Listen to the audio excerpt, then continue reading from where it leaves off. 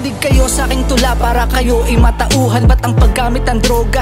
Di nyo matigilan, di nyo ba alam? Yan ay masama sa kalusugan. Unti-untiin niyang sirain ng iyong kabuhayan. Kilos ka ng kilos kahit na walang ginagawa. Namumulang mata, mga labi mo'y namumutla. Pautal-utal na rin ang iyong pagsasalita. Tanong mo sa sarili mo kung meron kang mapapala sa paggamit mo ng ipinagbabawal ng gamot. Ngayon ang buhay mo tuloy naging masalimuot. Di mo ba pinagsisihan na ikaw ay nalugmok? Mga nagmamahal sa'yo sa puso may kumakato. Kaya isipin mong mabuti, di pa huli ang lahat. Para sa magulang mo, asawa at mga anak. May pagkakataon ka pa, kaya pilitin mong magbago. Nandyan ang Panginoon na laging gagabay sa'yo.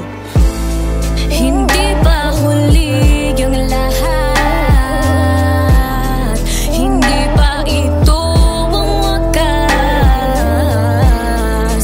May pag-asa pang ika'y magsimula para sa pagbabago. Ngumingiti ka mag-isa, wala namang ginagawa. Tanong ko lang sa'yo, ba't ka laging nakatulala? Parang lumilipad ang isip habang nagsasalita. Sino yung kinakausap mong di namin nakikita? Di ka ba nangihinayang sa iyong kinabukasan? Di sagot ang pagdodroga sa iyong pinagdadaanan. Di ka niya matutulungan, niya'y panandalian lamang. Dahil di yan ang sagot sa iyong mga katanungan. 18 taon ka nung ikaw ay tumikim. Akala mo giginhawa pero mundo may dumilim. Hanggang sa mga kaibigan mo ika'y naging sakim. Dumating pa sa puntong nanutok ka ng patalim. Kaya isipin mong mabuti, di pa huli ang lahat. Para sa magulang mo, asawa at mga anak. May pagkakataon ka pa, kaya pilitin mong magbago. Nandyan ang Panginoon na laging gagabay sa'yo.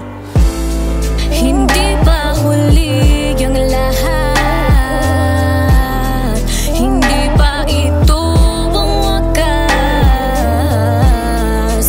May pag-asa pang ika'y magsimula para sa pagbabago. Isipin mong mabuti lahat ng iyong pagkakamali. Mga pangako mo na di na mauulit pang muli. Hintayin mo pa ba na pagsisihan sa huli? Di pa huli kapatid, itigil ang maling gawi. Walang iba kundi ikaw lamang ang may kakayahang ayusin ang sarili mo. Itama ang iyong daan, huwag kang matakot na labanan ang iyong nakaraan. Sa halip na maduwag, isipin mong kaya mo yan. Walang problema na hindi mo kayang lagpasan. Huwag kang gumawa ng mga bagay na walang katuturan. Ng mga kasalanang nagawa, iyon ang pagsisihan. Tumayo ka ng tuwid para sa iyong kaligtasan. Inisip kong mabuti, di pa huli ang lahat. Para sa magulang ko, asawa at mga anak. May pagkakataon pa, halikan at samahan nyo ko mga kabataan. Para sa tunay na pagbabago.